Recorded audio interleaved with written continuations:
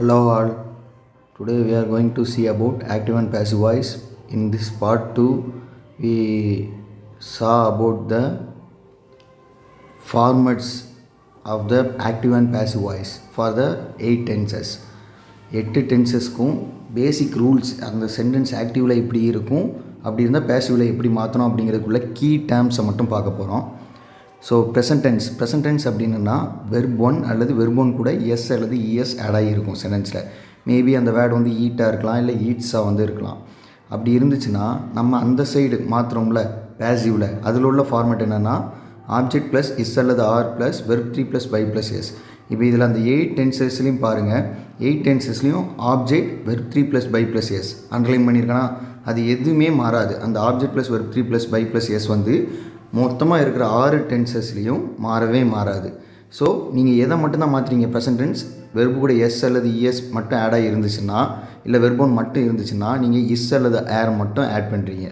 தென் past டென்ஸை பொறுத்த வரைக்கும் verb 2 ஈட்னா 8 அப்படின்ட்டு வந்து இருக்கும். அப்படி இருந்துச்சுன்னா நீங்கள் object verb 3 plus by plus S எதையும் மாற்ற வேண்டாம், வாஸ் அல்லது வேறு மட்டும் மாற்றினா போதும்.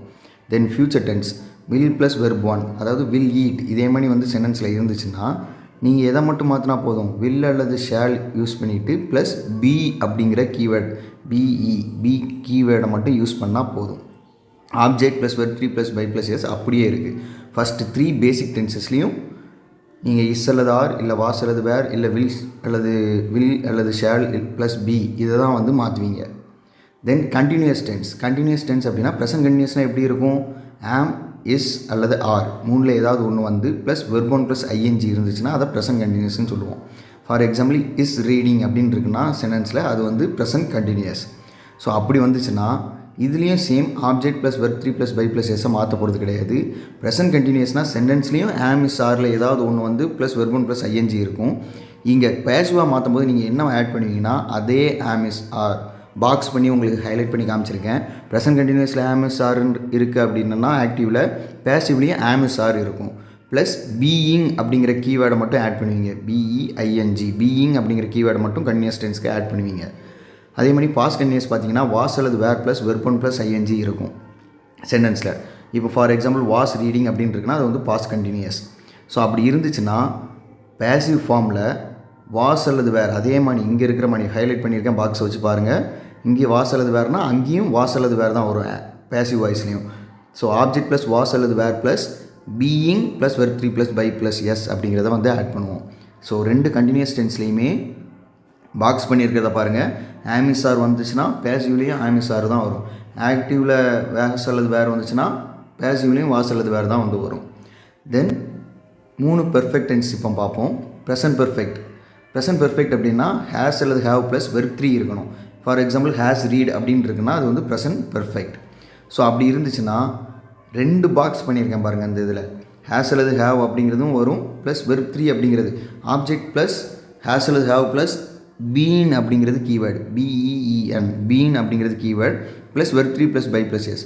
ஸோ இந்த பெர்ஃபெக்ட் டென்ஸ் வந்து உங்களுக்கு ரொம்ப ஈஸியாக இருக்கும் ஆக்டிவ் டு பேசிவ் மாற்றுறதுக்கு. ஏன் அப்படின்னா ஆக்டிவ்லேயே ஹேஸ் அல்லது ஹேவும் இருக்கும், ப்ளஸ் வெர்ப் 3 ஆல்சோ ஆக்டிவ்லேயே இருக்கும். நீங்கள் வெர்ப் 3 புதுசாக கண்டுபிடிக்க தேவையில்ல. பெர்ஃபெக்ட் டென்ஸில் இங்கேயும் வெர்ப் 3 இருக்கும், அதே வெர்ப் 3 எடுத்து எழுதுனா போதும். ஸோ பேசிவில் வரும்போது ஆப்ஜெக்ட் ப்ளஸ் ஹேஸ் அல்லது have plus been plus verb 3 plus by plus S. இதில் பார்த்தீங்கன்னா 2 இடத்துல பாக்ஸ் போட்டிருப்பேன், ஹைலைட் பண்ணியிருப்பேன். ஹேஸ் அல்லது ஹேவும் நீங்கள் இதில் உள்ளதை பார்த்து அதில் எழுதிக்கிடலாம் பேசிவில்.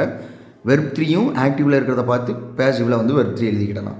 அதுக்கப்புறம் பாஸ்ட் பெர்ஃபெக்ட் பார்த்தீங்கன்னா ஹேட் ப்ளஸ் வெர்ப் 3 வரும். ஃபார் எக்ஸாம்பிள் ஹேட் ரீட் அப்படின்னு இருக்குன்னா அங்கே பேசிவ்லையும் object plus had plus been plus verb 3 plus by plus S அப்படிங்கிறது வரும்.